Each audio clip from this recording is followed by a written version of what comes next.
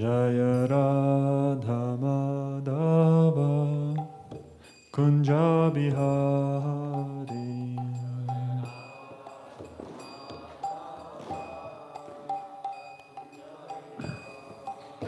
Jaya Radha Madhava Kunja Bihari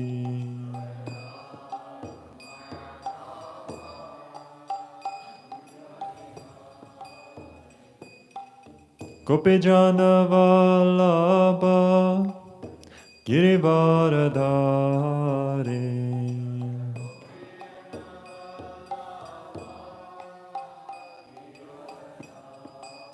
Jaya Gopijana Vallabha Girivaradhari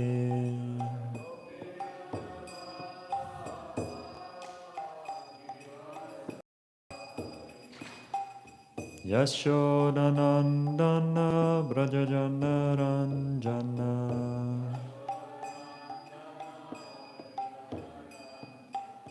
Yashodanandana Brajajana Ranjana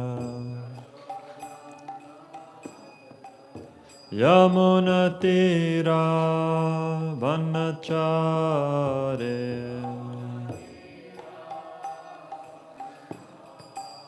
Yamunatira Vanachare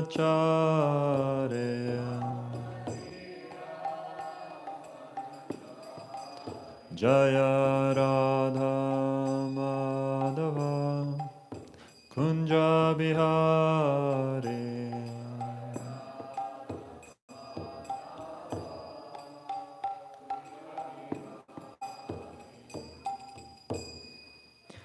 Shri Raghavinda Deva Ki Srila Prabhupada Ki Om Namo Bhagavate Vasudevaya Om Namo Bhagavate Vasudevaya Om Namo Bhagavate Vasudevaya. We're reading today from the third canto of the Śrimad Bhāgavatam, chapter 26, entitled Fundamental Principles of Material Nature. And today we are reading text number 40. Dyotanam pachanam panam adanam himamardhanam tejaso vritayastveta shoshanam kshutridevacha Dyotanam pachanam panam adanam himavardhanam tejaso vritayastveta shoshanam kshutritevacha Dyotanam pachanam panam adanam himamardhanam tejaso vritayastveta shoshanam kshutritevacha. Please repeat.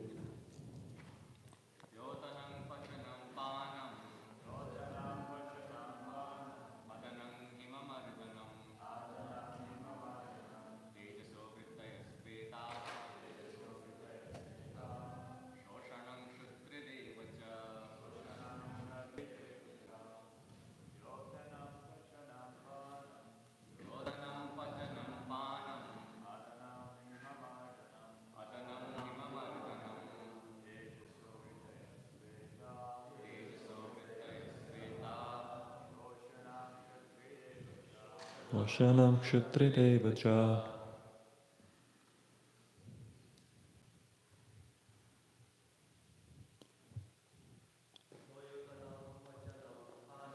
Yotanam pachanam panam nimamardhanam tejaso sritayastveta shoshanam kshutridevacha. Ladies? Yotanam Pachanam Panam Himamardhanam Tejaso Vritayastveta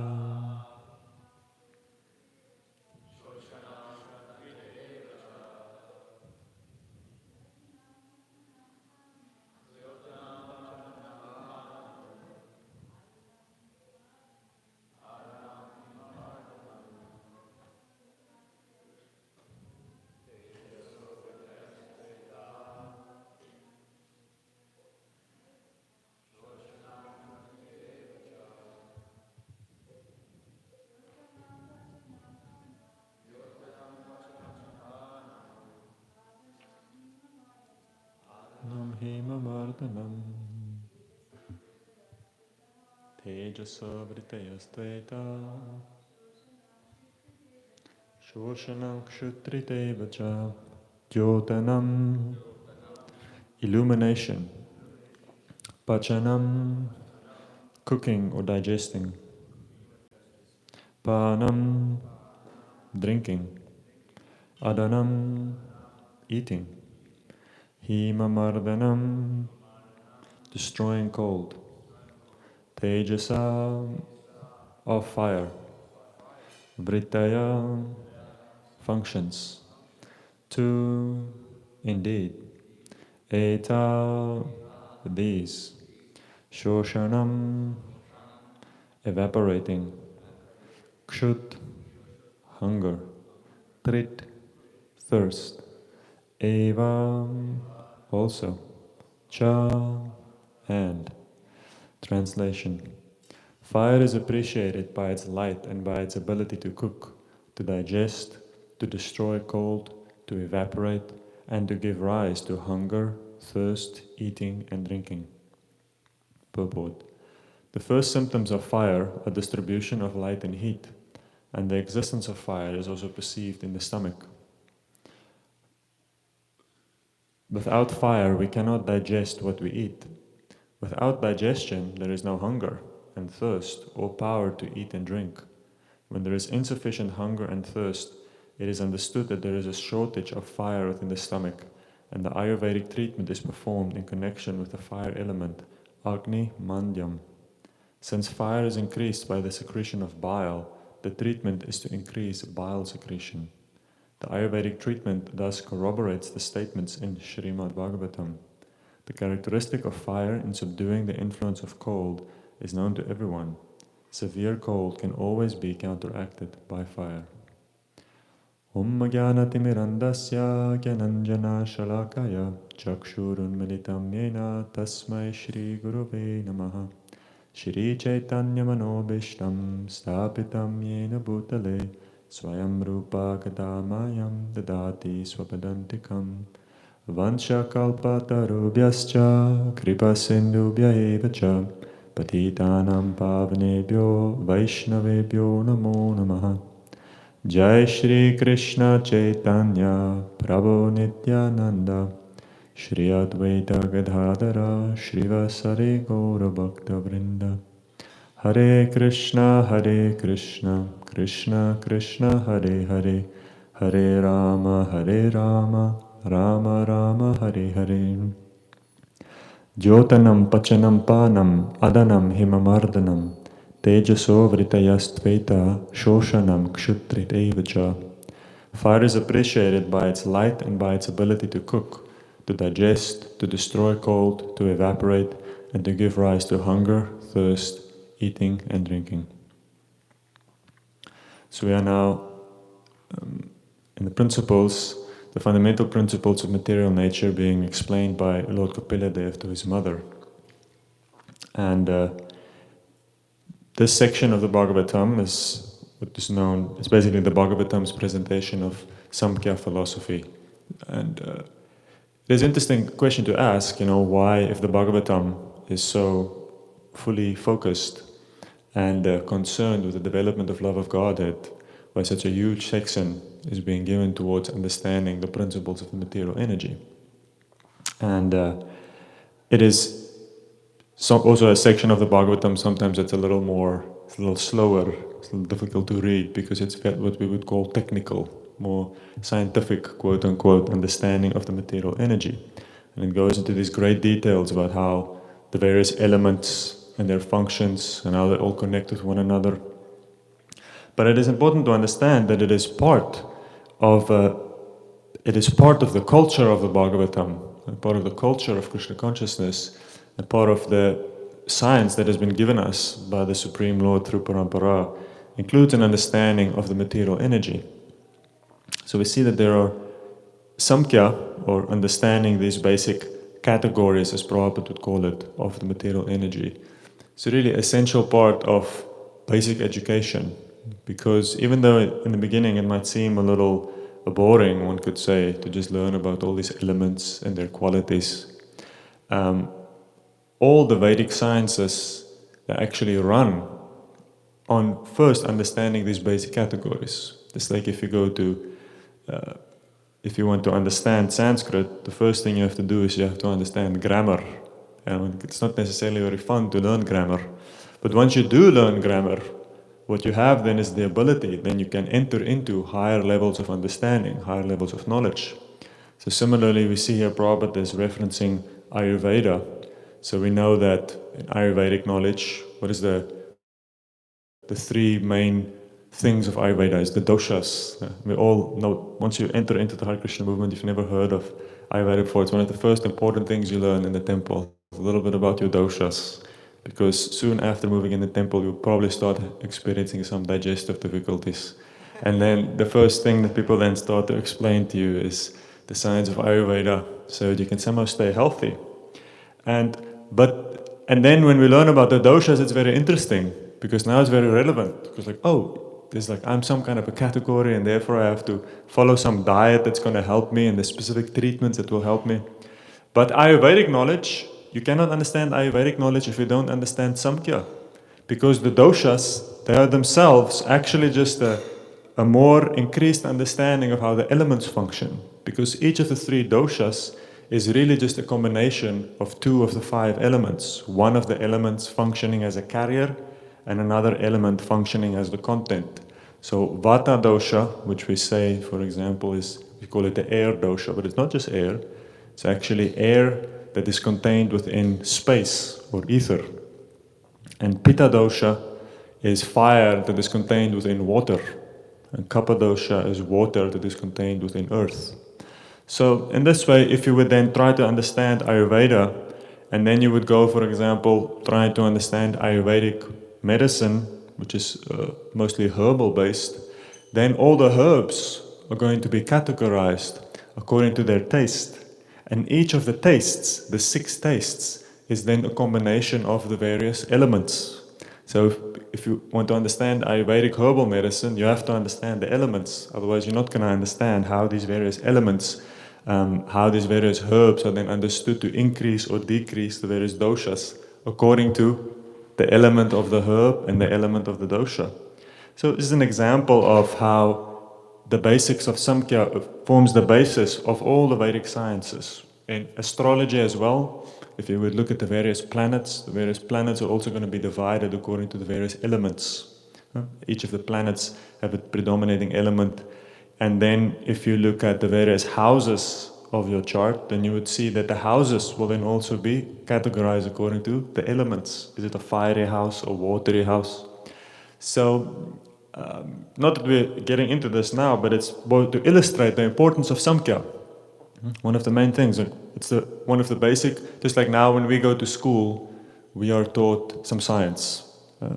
Even if you are not necessarily going to study science, everybody has to know a little bit of science. And you have to little chemistry, little physics, because it's part of what it means to be cultured, so that you can understand how the world works. And similarly, Samkhya was a big part of that foundational education. So it pays off if one actually takes a little time to read this section of the Bhagavatam and understand everything that's being explained there. Even though in the beginning it can seem a little irrelevant, it is actually very powerful knowledge, and it allows you to understand better how the world works and have a better understanding of how everything fits together. But Bhagavatam, there's a higher principle also for understanding these elements of the material nature, and we see that if we look at the end, this is reading now just a little section from the end of this section, so the last chapter of the third canto, chapter 33, verse 1. We see there that, if we read that section, it says, as Maitreya is ending this whole section of the Sankhya philosophy, then he says, thus Devahuti, the mother of Lord Kapila and wife of Kardama Muni, became freed from all ignorance concerning devotional service and transcendental knowledge. She offered her obeisances unto the Lord, the author of the basic principles of the Samkhya system of philosophy, which is the background of liberation, and she satisfied him with the following verses of prayer. So the Sanskrit there is Tattva Vishankita Siddhi Bhumim, that Samkhya is the basic principles that are relevant because they form the background of perfection, or the background of liberation. Siddhi Bhumin. Prabhupada says in his purport, the system of philosophy enunciated by Lord Kapila before his mother is the background for situation on the spiritual platform. The specific significance of this system of philosophy is stated herein as Siddhi Bhumin. It is the background of salvation. People who are suffering in this material world because they are conditioned by the material energy can easily get freedom from the clutches of matter by understanding the Samkhya philosophy enunciated by Lord Kapila. By this system of philosophy, one can immediately become free, even though one is situated in this material world. That stage is called Jivan Mukta. Anyone who understands the basic principles of Sankhya philosophy is elevated in devotional service and becomes fully Krishna conscious or liberated even within this material world. So a very high glorification then of the Samkhya philosophy, because what it also, as we start to learn more about what exactly this world is composed of, at the end we also allows us to understand better how this world, what is the difference between matter and spirit? What is the difference? How this world is a combination of matter and spirit, and what is matter and what is spirit, and how it all functions together. The big principle, the big challenge in spiritual life is that on the one hand, spiritual life is composed of two different elements. There's two different things happening, two different parts of the process. The one part of the process is what we call the positive part, which is the serious and sincere cultivation of the positive aspects of Krishna consciousness, hearing, chanting, and remembering about Krishna. And that is always the core focus of our philosophy. And we see the Bhagavatam that forms the core of what the Bhagavatam is doing. And that is that is ultimately the most important thing, to hear about Krishna, to remember him, and to, as much as possible, to gain contact with that pure spiritual energy that we receive through the Bhagavatam. But the problem is that even though we have an interest and a desire to serve Krishna and to hear more about him, the problem is we are also conditioned to the material energy. And that conditioning is what causes chaos, it causes serious obstacles in our pursuit of spiritual life. So that conditioning, therefore, makes things a little complicated. And therefore, another element then of spiritual life is to, on the one hand, as we try to reach out to Krishna, on the other hand, we try to let go, slowly become more free from our conditioning and attachment to matter, because these two things cannot exist simultaneously. And our conditioning is most strongly felt by the material body as a representation of our fact that we are conditioned by the material energy, because it's something that is completely composed of matter, but our consciousness is so fused into it. But more than that then, naturally, is the subtle elements of contamination, how the soul's desire is shaped and formed by desires that are directed towards matter, and some of them can be very subtle. So we see that in the beginning of spiritual life, as we enter into the culture of the Bhagavatam, we see a great emphasis on the power of purity. So purity means that we try to keep these material elements, we try to keep them clean, because the cleaner they can be, the less of an obstacle they pose in our spiritual life. No? The more we can move towards the mode of goodness, the less we will be bothered and disturbed by the agitation of the mode of passion or by the darkness and the madness of the mode of ignorance, which we all can see causes so much difficulties ultimately in allowing us to be part of the devotional community. Because that's the difficulty with spiritual life, means we have to become part of the society of the devotees. But the problem is that the society of devotees has to also be protected from the modes of passion and ignorance. So the more we ourselves become contaminated by passion and ignorance, the more difficult it is for us to enter into the society of the devotees, isn't it? Because the problem is that any society will become pulled down and disturbed. So we see that therefore, if you look at Lord Chaitanya, Srila Prabhupada, whenever there is a great spiritual personality, we see that there are these people are distanced from that personality according to their purity. If one is, the more pure one can be, the closer one can be towards Prabhupada and his mission or Lord Chaitanya. But the more impurities there are, the more unclean we are, both physically but then specifically in our subtle body, in our mind and in our character, the more the modes of passion and ignorance are present there, the more at a distance we will have to be. The more we have to be kept at a distance. So purification is therefore, we see a great emphasis in spiritual culture, so that we can become purified from the lower modes of nature and become purified of ulterior motivations in our devotional service that disrupt our ability to connect with Krishna's desire and also disrupt our ability to connect with the devotees. But therefore Samkhya becomes important, because how can we create purity? How can we organize things in a proper way if we don't understand what it is that we're working with? Like, to understand how to keep the body clean, you have to understand a little bit about how the body works. You have to understand what the body is, how it functions, otherwise it's difficult to keep it clean. So similarly, Samkhya philosophy allows us to understand the world, understand how it works, and that allows us to start to understand how to properly organize things, how to put things in its proper perspective, and at the ultimate end to understand what is that difference between matter and spirit, which is the constant thing that we have to keep an eye on, because all impurity, it rests on the misidentification of the self with the body. But not just the physical body, can also mean so many different, our misidentifications can be directed in many different ways, and it is the gross way is actually the easiest thing to get rid of. You see that the beginning step in spiritual life is to follow the 4 regulative principles, which is the basis of any kind of purity in this world. Those are the 4 things that if that is part of your life, then it is basically impossible to really move forward in spiritual life.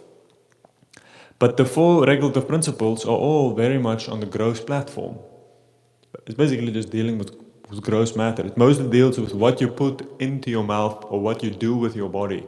It's basically you can't eat or drink these things, and you can't do these things with your body. Like it's very much related to the gross reality, which is important because the more difficult thing to do is to create cleanliness of the mind.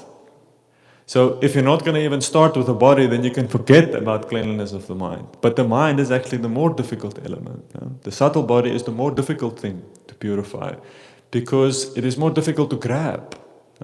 We can take vows where we say that I will never eat meat, do intoxication, have illicit sex or gamble ever again in my life. But can you take a vow to say that I will never become proud again in my life? I will never become envious again in my life. I will never become angry again in my life.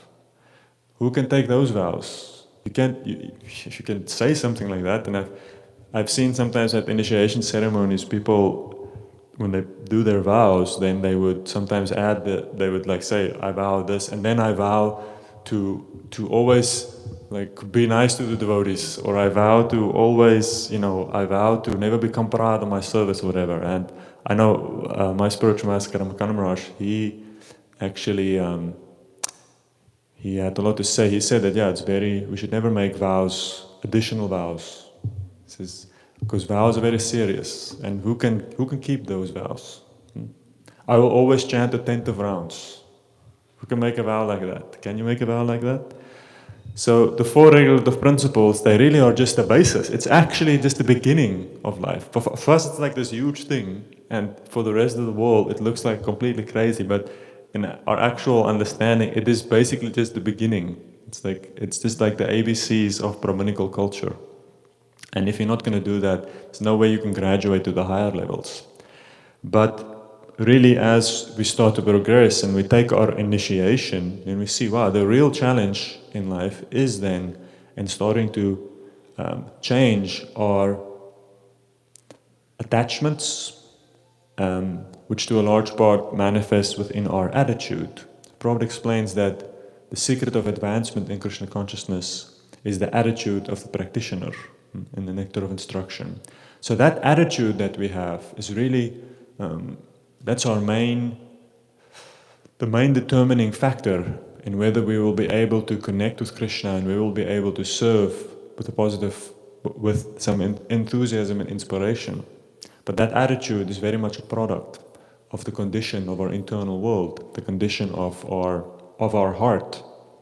And therefore, the study and understanding of the Sankhya philosophy is meant to slowly take us from the gross realities, see how everything functions, and then understanding better also how the internal world functions, and seeing how the modes of nature are present there, so that we can take a step back and look at it a little more objectively, and not so much identify with it. Identification is what is the root of our conditioning. When we say we are conditioned souls, it means that conditioning means that there's a certain way that we will naturally act that pulls us instinctively in that direction. And that is what we call our conditioning. And we've done it so many times, just like addiction. If you become addicted to something, it means that unless you're going to fight it, you're going to automatically do that. Smoking or drinking, all these things, if one becomes addicted to it, it means that now the desire to do it will just naturally come up and you will just naturally engage in that behavior.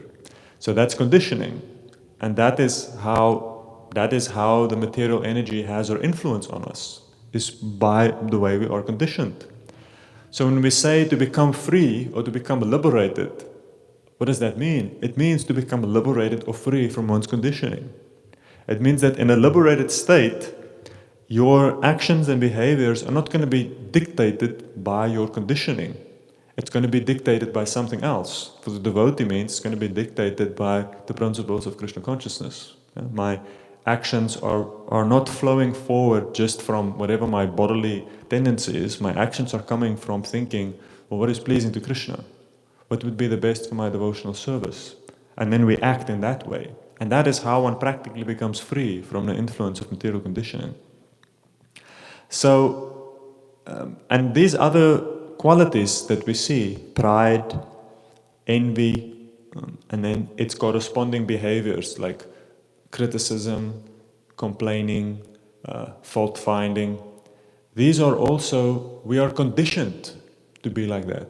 It means like we will naturally go towards these things. It means we are addicted to these things. That is just how we naturally tend towards going in that direction, because we are conditioned souls. That's what we naturally do. That's just how our minds and our bodies are geared for. If we don't catch ourselves and become aware of it, that's what we will do, because that's what it means to be a conditioned soul. We are naturally conditioned towards behaviors that are dictated by the modes of passion and ignorance. So therefore, that is what we have to look at. That is what I said. That is the other side of the cultivation of Krishna consciousness. There's the positive side and then there's the negative side, which is trying to cut and trying to reduce our tendency to engage in behaviors that are unfavorable for our spiritual life, which means behaviors that are flowing forward from the mode of passion and the mode of ignorance. And that is again where the Sankhya philosophy comes in, because it explains to us what this world is, how this world works, and naturally explains to us how the material energy enforces her grip on us, how we have become conditioned, and how that conditioning wields its influence on us. And by understanding it objectively means that we take a step back. We can take a step back from our bodies, we can take a step back from our minds, and be able to look at it objectively and say, well, I can see that my conditioned mind and my conditioned body is pushing me to go in this direction. But is this really what is best for me? And that is when we enter onto, we can call the platform of Buddha Yoga, when we are starting to make decisions based on the intelligence, when we are not making decisions based on our conditioning, but we are making decisions based on what does my intelligence tell me is the best thing to do. And that is what we get from studying Bhagavatam, studying the Bhagavad Gita, is that the intelligence becomes strengthened. The intellect becomes strengthened. The intelligence becomes more powerful than our material conditioning. And the intelligence gains the ability to catch us at that moment when the conditioning pulls us very strongly. And that is a real key to spiritual life. So we saw that the beginning of this section was that Devahuti, when her husband had left, he had given her a sum and he was about to leave, we showed that what she was praying for was fearlessness. She said, my husband had given me so many things, but now I need fearlessness. And fearlessness can only come from being situated on the spiritual platform. And therefore Kapila Dev taught his mother everything that is required to become fearless. But the root of that fearlessness is that one has to become situated on the spiritual platform. One has to rise higher than one's material conditioning. And the problem with this, as Prabhupada said, is that the real issue in spiritual life is that there is a tendency to, after a short period of time, we start to slacken our efforts.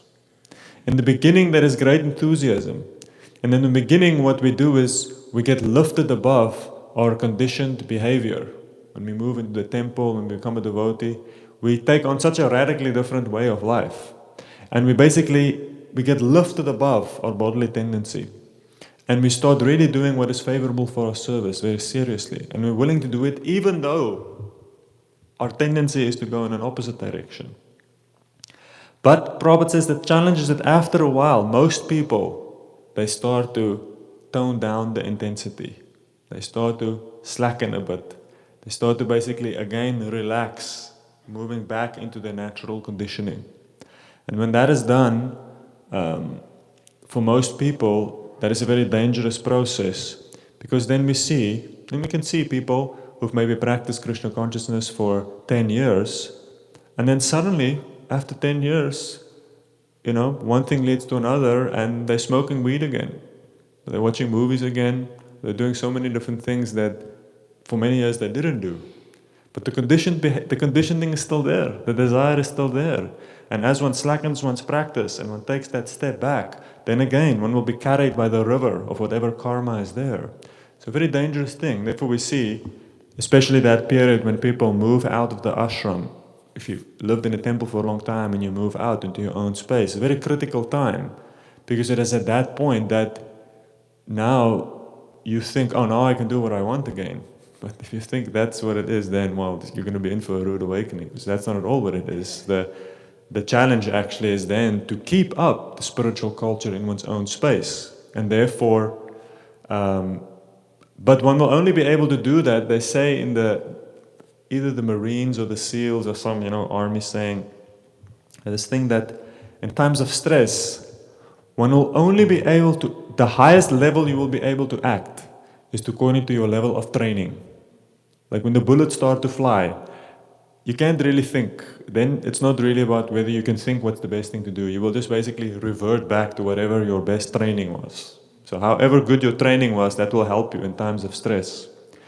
So similarly, if one always remembers that the temple is a place of training, the temple is a place of being trained in spiritual culture, whether to continue doing that for life, or at a certain point in transitioning out and being able to then self-sufficiently being able to sustain some spiritual culture on one's own strength, as one creates one's own household ashram, the grihastha ashram.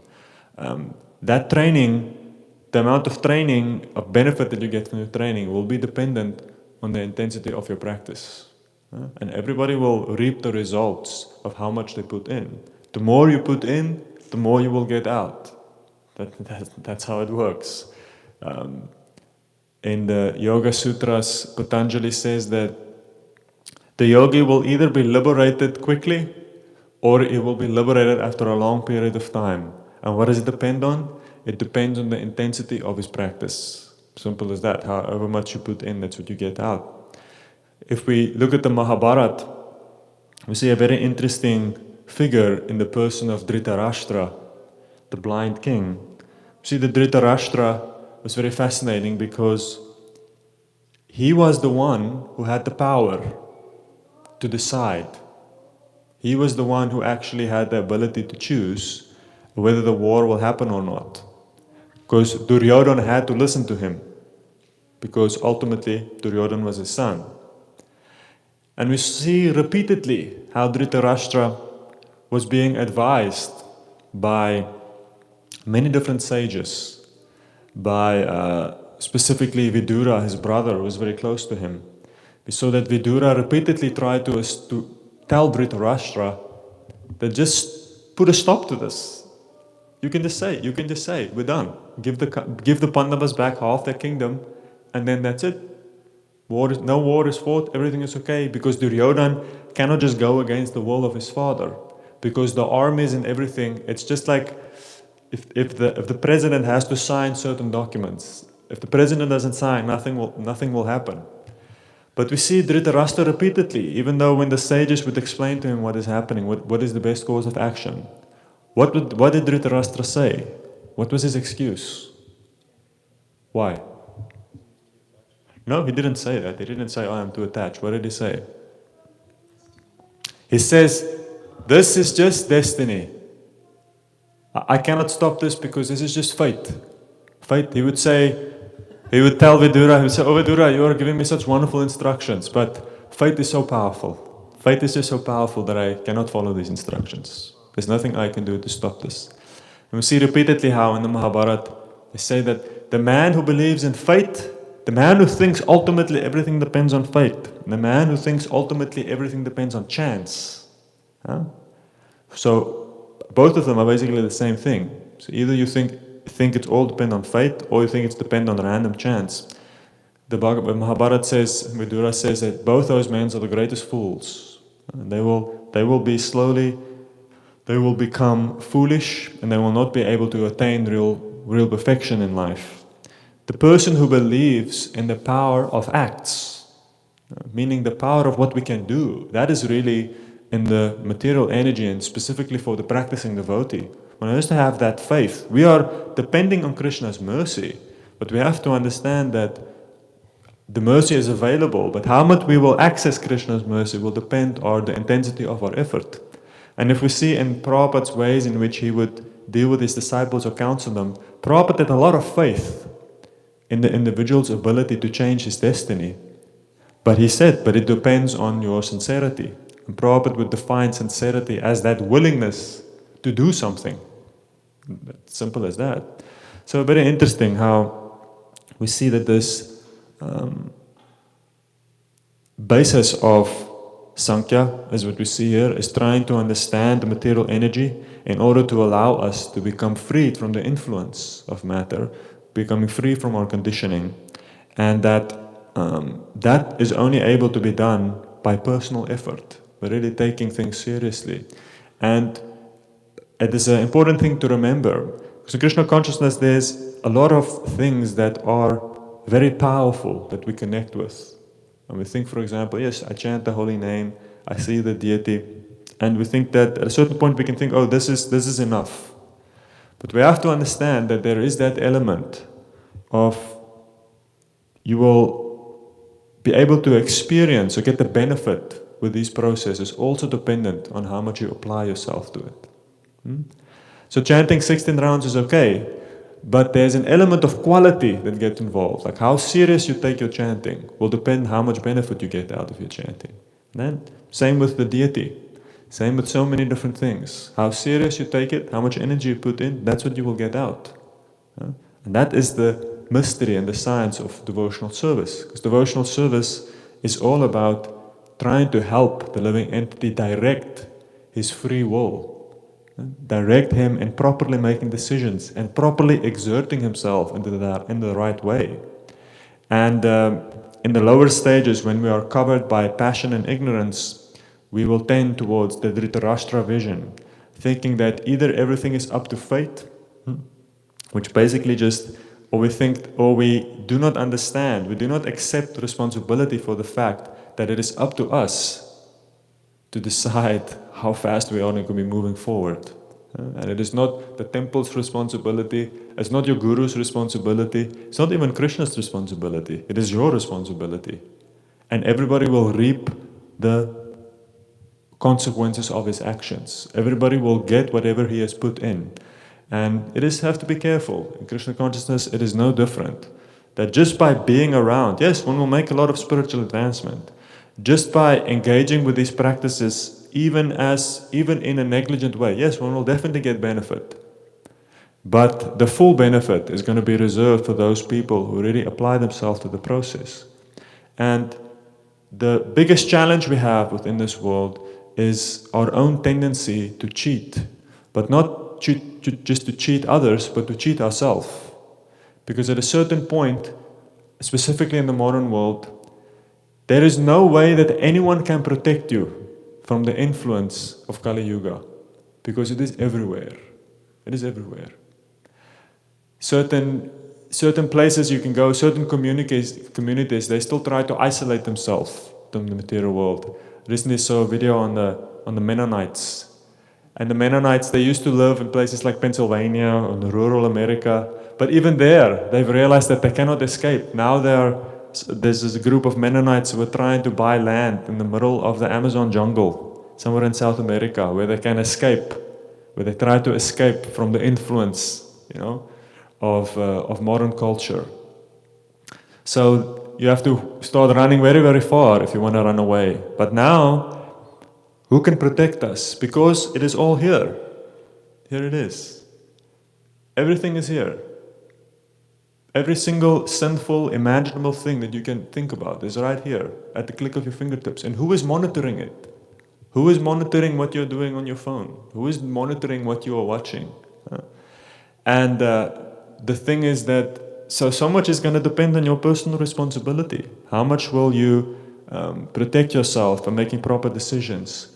And more importantly, how much will you take shelter of the people who want to help you? Because if you are engaging in things that are not good, if your attachments and your addictions are getting the better of you, you need someone to help you. That is the principle. You need to tell someone. So what can we do? Ultimately, as Prabhupada says, everyone has to fly their own plane. So try to aim for purification. And purity is a real great thing. Krishna consciousness, Prabhupada said, it would be the essence of protecting our purity is our highest priority in spiritual life, because it is what gives us our power and our potency. And in the modern world, the only thing that we cannot run away from material energy, because it is everywhere. The influence of Kali Yuga is all around us.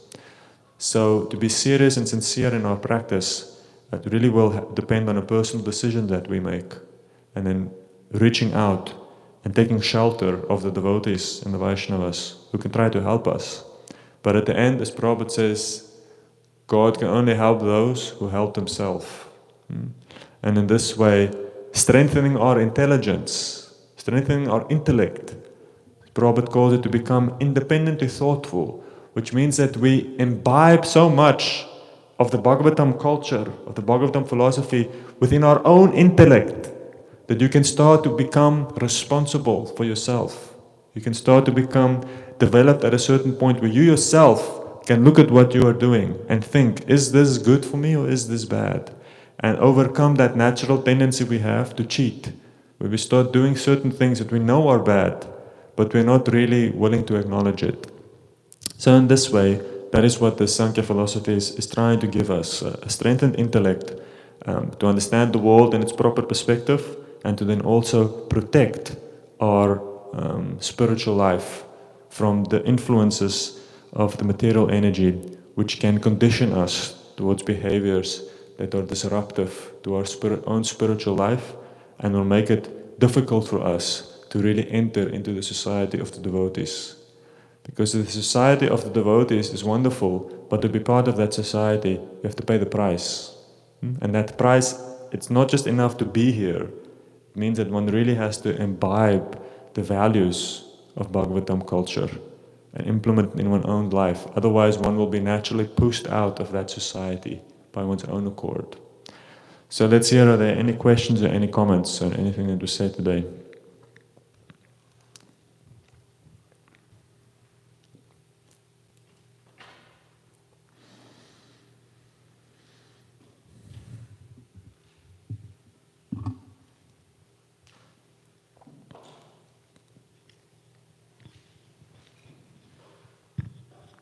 Hare Krishna. Hey, Hare Krishna, bro.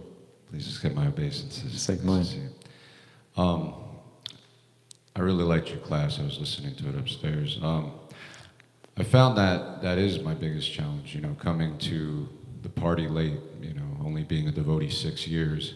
I've had a lot of conditioning in this material world, and bringing that mentality into Krishna consciousness has been my biggest struggle, in having to really just unlearn all these bad character traits that I was raised with, that were also there for my protection. And letting a lot of that go has been one of my biggest challenges. I found myself getting in my way more than not, in my spiritual progress. And I think you really elaborated on these things really nicely. And Guru Maharaj always talks about being vigilant in your efforts of ridding yourself from anger. And that's been one of my biggest struggles. So thank you for painting that the way you did. I very much appreciate it. Thank you. Yes, Divyangi. Thank you for the nice class. I just have one comment. This last part, what you were talking about, how we have to put effort, on devotional life. It's reminded me about one thing I heard in a class some time ago, that the intensity with what we practice right now, basically, when you feel in your best, you have to put even more effort what you usually do, because when you not feeling your best, it will carry you through the process. Like that, especially when you practice for some time, you actually can see these things already. And like you were saying in the beginning, there's so much enthusiasm and we're just ready to do anything. But then, my Guru Maharaj says, sometimes you need a meeting, sometimes meeting needs you. Sometimes you're able to give so much, but sometimes you really need it from others, from association of devotees. So I just wanted to share it. No, thanks. That's a very good point. Makes me think Prabhupada says how we should learn how to tolerate happiness and distress. It's an interesting point. In times of happiness, when things are going good, to not be carried away, and like you're saying, to understand that now is really not the time to relax, but it is the time to invest in what is in doing more, because I have now this extra energy. So yeah, very nice point. And seeing how, just like the winter and the summer, what you would do now we don't know, because every day in the winter we can just go to Whole Foods and buy whatever we need.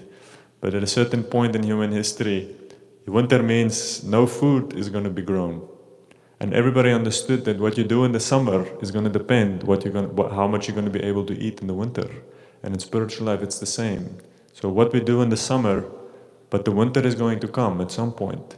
And then will we be carried through, or will we be knocked down? So very nice point, thank you, to remind us that, what did you say, even when we are at their best, then we have to do more, and not that then we can do less. Yes, Narada Muni. Hare Krishna, I also have a comment of appreciation.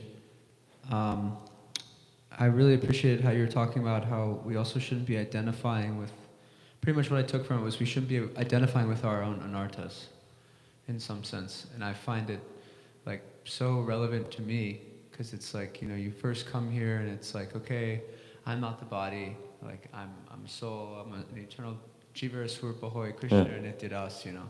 And then all of a sudden, oh, well, I'm a brahmachari, and I'm a cook, and I'm a kirtaniya, or I'm a bhakti shooter. So it's like I find it so interesting how we come here, and it's kind of like we start shedding these different false designations, and then it comes back, that conditioning comes back, and it comes up in a different form. Yeah. It's actually even more dangerous in some ways. So to always remember, you know, Naham Vipro, Naham Sudra, that whole thing that Lord Chaitanya is saying, that, you know, I'm not a Brahmana, I'm not a Vaishya or Sudra or Sannyasi or Brahmachari Grahastha or the whole 9 yards. Yeah. I'm just an eternal servant of Krishna. So I really appreciated that, because sometimes it's like you're going through the process and it gets like really intense and you start clinging on to certain upadhis or unwanted things in your heart. So I appreciated you saying, like, don't identify with those things. No, that is the difficulty. See that it actually gets progressively more difficult in devotional service to avoid pride and these things that will naturally come even as we become situated, well situated in spiritual life. We see that when we are coming in, very easy to be humble, because we are coming in right at the bottom.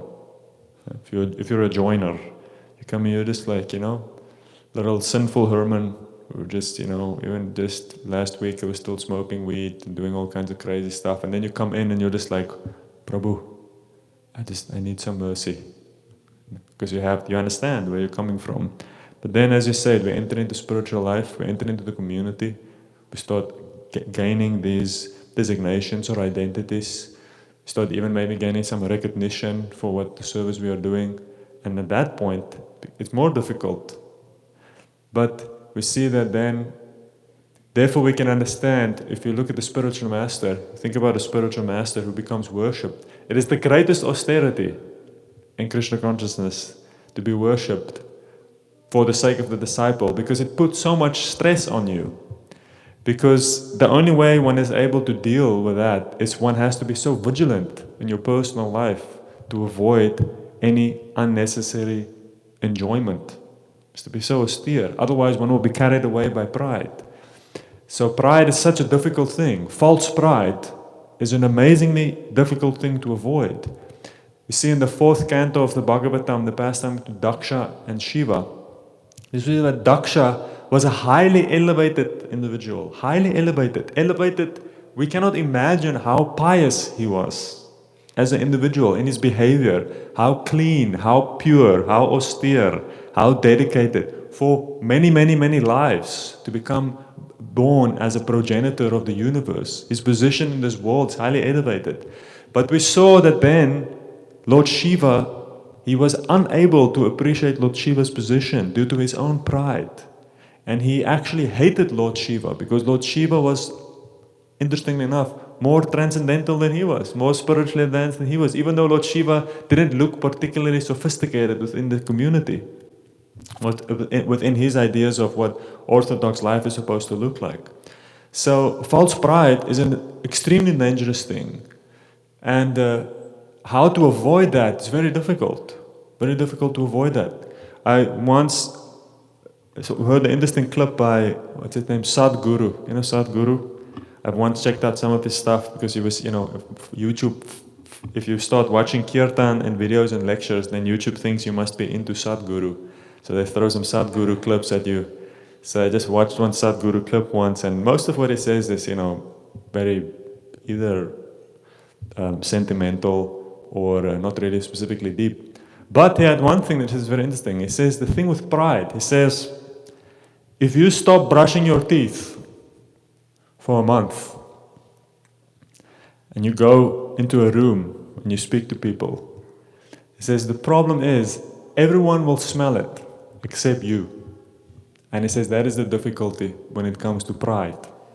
Everyone can see it very clearly. It's clear as daylight if someone is acting out of false pride, except the individual himself. He is completely oblivious to it. He can't smell it. And it really is like a smell. So the subtle body, what we are doing, there's a certain smell that is added to in our consciousness And it is, unfortunately, just like real smell, we become completely unable to smell it. Just like if you go into someone's room, sometimes it's a little smelly.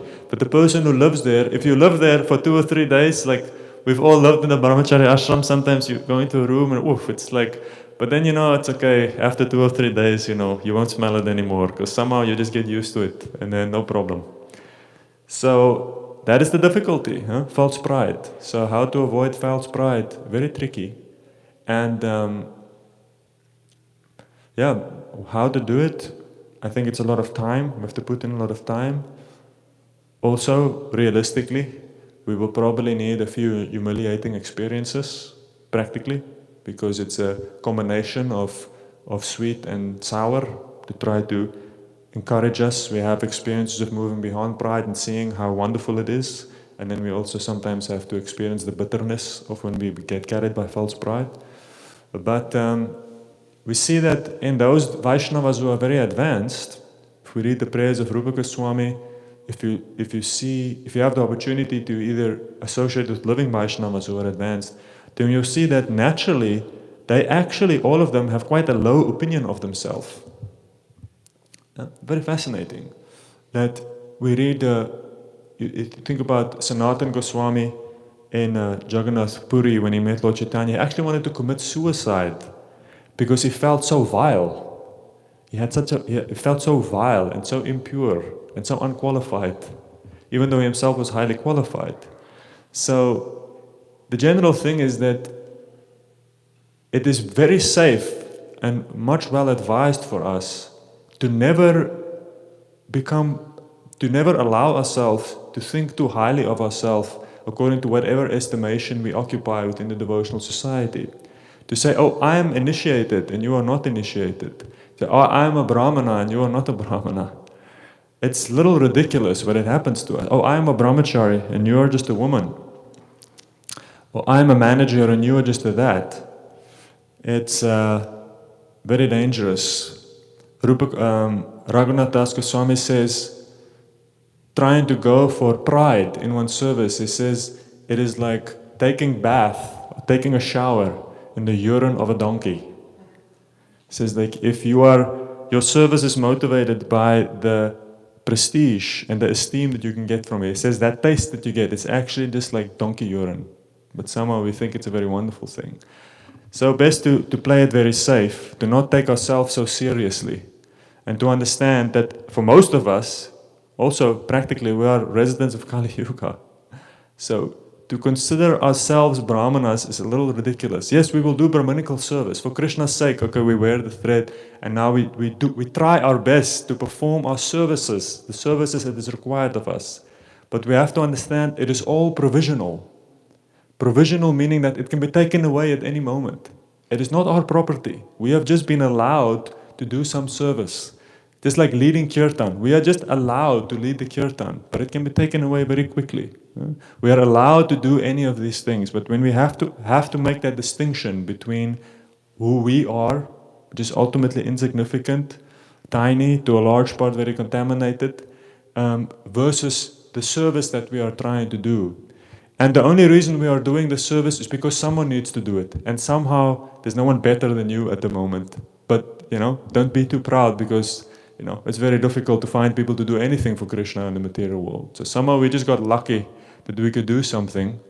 And that's really the attitude we should have. And we should remember that, remember this principle. Always wonder, it's good to be a little bit suspicious of yourself. I've heard devotees sometimes say, the people I've had the most difficulty with in spiritual life or in communities is the people who have a very high opinion of their own spiritual advancement. Once you form an idea once you form this upadhi, or you form this thing that I'm actually very spiritually advanced, that it becomes impossible for you to really properly engage with the community, to really properly engage with other devotees, because the ego becomes so insulated, because the ego has now taken on the spiritual culture and it has made it its own, and it's taken these spiritual ideas and then have blended them to their own, bent it to its own will, which is basically, to understand, we're looking for three things. distinction, trying to think we are different than other people, adoration, trying to seek that from others, and pride, meaning that we estimate ourselves to be more important than we are. So very dangerous things. Best way to stay clear of it is just continually engage in Krishna's service, because ultimately it is connection with Krishna that protects us from these things, and not just our own psychological experiments and trying to purify ourselves. But it is important to keep aware of these things, keep aware of the influence of the material energy, material conditioning, and try our best to just not take ourselves so seriously. It's really the trick. That's the thing I'll end with. Sridhar Swami, at the end of his life, he had liver cancer. His liver was completely swollen. He was in extreme amounts of pain. But at the end, he was staying very jolly. And then once, in one of his last public appearances, he gave a Bhagavatam class. He was sitting in Bhagavatam class, a huge hall of people speaking. And he told all of them. And he sat there at the end, and he knew he was going to die. I think he left his body in just a few weeks after that. Then he looked at the audience, and then he told them all. He said, "Do not take yourself so seriously, because at the end, the joke is on you." Grantara Śrimad Bhāgavatam ki, Śrīla Prabhupada ki, Go Premanande.